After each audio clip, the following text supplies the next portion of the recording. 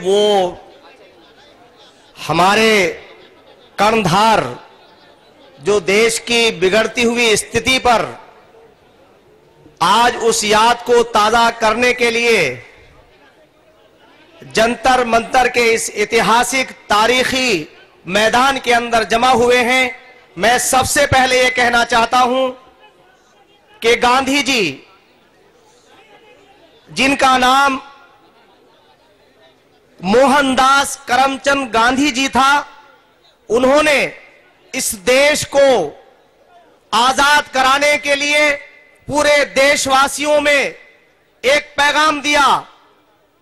तो उस पैगाम को और आगे लेके चलने वाले, मैं जहां से ये सारी चीज सीख करके आया हूं, देवबंद का एक अदना सा छात्र होने के नाते, और हमारे प्रेरणा के वो स्रोत थे शेखुल हिंद मौलाना महमूदुल हसन देवबंदी। उन्होंने गांधी जी को अफ्रीका से बुलाया और बंदरगाह के ऊपर जाकर के गांधी जी का स्वागत किया और उन्हें महात्मा की उपाधि से, उस वक्त उन्हें महात्मा की उपाधि दी और कहा, आप हिंदुस्तान के हिंदुओं के नहीं, सिखों के नहीं, ईसाइयों के नहीं, मुसलमानों के नहीं, आप सर्व समाज के और हिंदुस्तान के नेता हैं।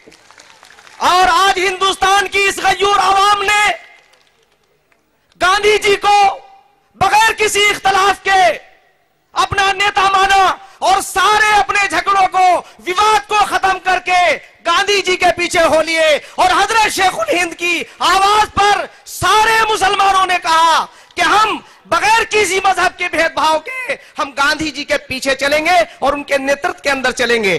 तो आज मैं सबसे पहले एक नारा देना चाहता हूं, आज इस ऐतिहासिक मैदान से उन लोगों को बताना चाहता हूं कि आज हमारे बीच में हमारी बहन किरण बेदी है, जिन्होंने अपने आप को दिखाया कि एक ईमानदार आदमी आईपीएस कैसे रह सकता है।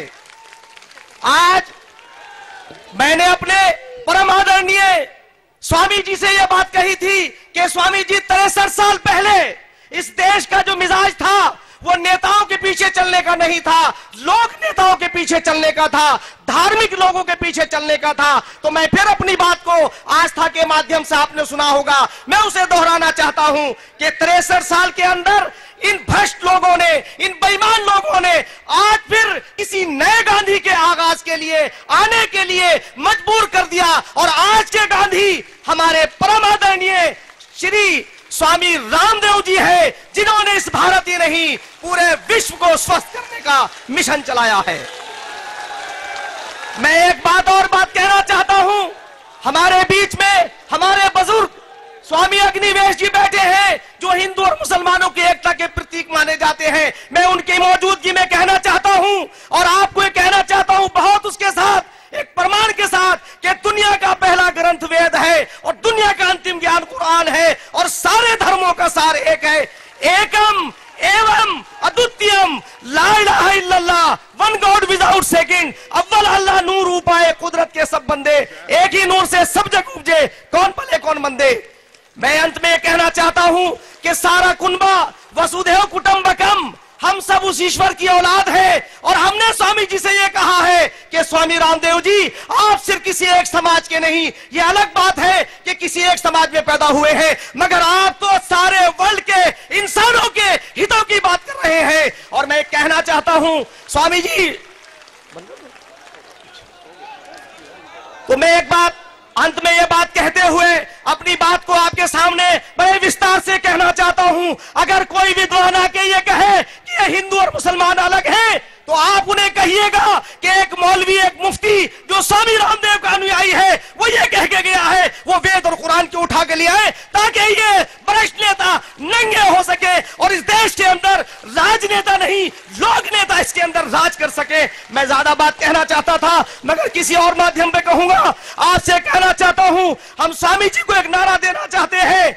अभी हमारे जस्टिस साहब ने कहा, उसी बिजनौर सरजमीन से जहां से मैं आया हूं, दुष्यंत कुमार त्यागी जी का एक शेर है, उनकी एक पंक्ति है कि एक पत्थर तो तबीयत से उछालो यारो। कौन कहता है कि आसमान में सुराख नहीं हो सकता, एक पत्थर तो तबीयत से उछालो यारो। उन्होंने कहा है, सिर्फ हंगामा खड़ा करने करना मेरा मकसद नहीं, ये स्वामी जी की तरफ से मैं कह रहा हूं। सिर्फ हंगामा खड़ा करना मेरा मकसद नहीं, मेरी कोशिश है कि ये सूरत बदलनी चाहिए। स्वामी जी ने ऐलान किया है और उनका एक अनुयायी होने के नाते कहना चाहता हूं, सारे देश के हिंदू और मुसलमानों से कहना चाहता हूं कि आज महापुरुष की हैसियत से जब गांधी जी ने जन्म लिया था, आज स्वामी रामदेव हमारे बीच में आए हैं। अगर आपने उनका सहयोग न किया, आपको कहना चाहिए कि स्वामी जी आज संघर्ष करो, हम तुम्हारे साथ हैं।